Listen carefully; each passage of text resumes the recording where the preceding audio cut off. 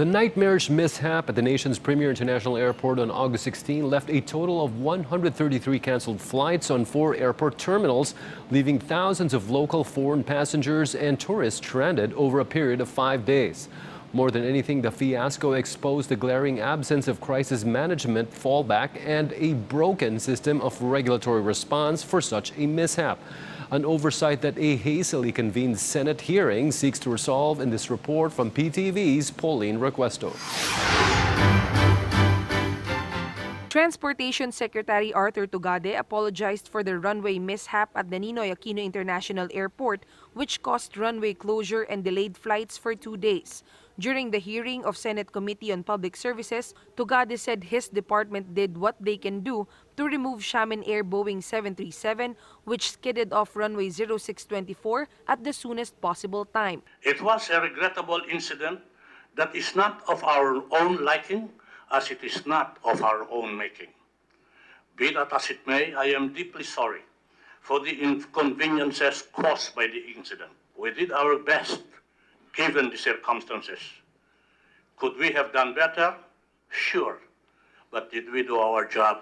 Yes.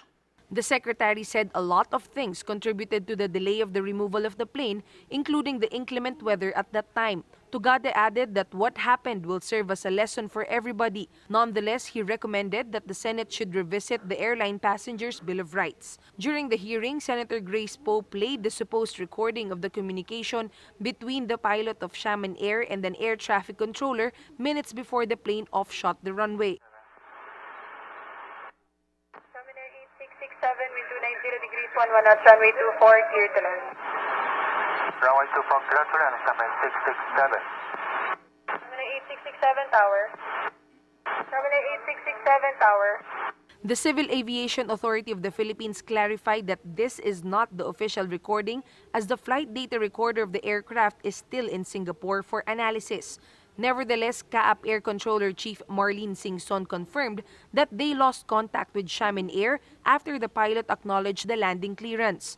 The aircraft also circled around several times despite the landing clearance, but the pilot did not explain why. That time, yung runway, yung navigational lights niya, closing in talaga siya dun sa runway. Malapit na po siya. The senators also questioned why it took some time before airport authorities called for a crane to remove the aircraft. MIA explained that they had to wait for the evaluation and gathering of evidence to finish. Pero ang punto ko lang po rito, at any incident or accident for that matter, hindi necessarily po crane ang ultimate solution. Poe noted a lapse both on the part of MIA and airline companies in handling the accident.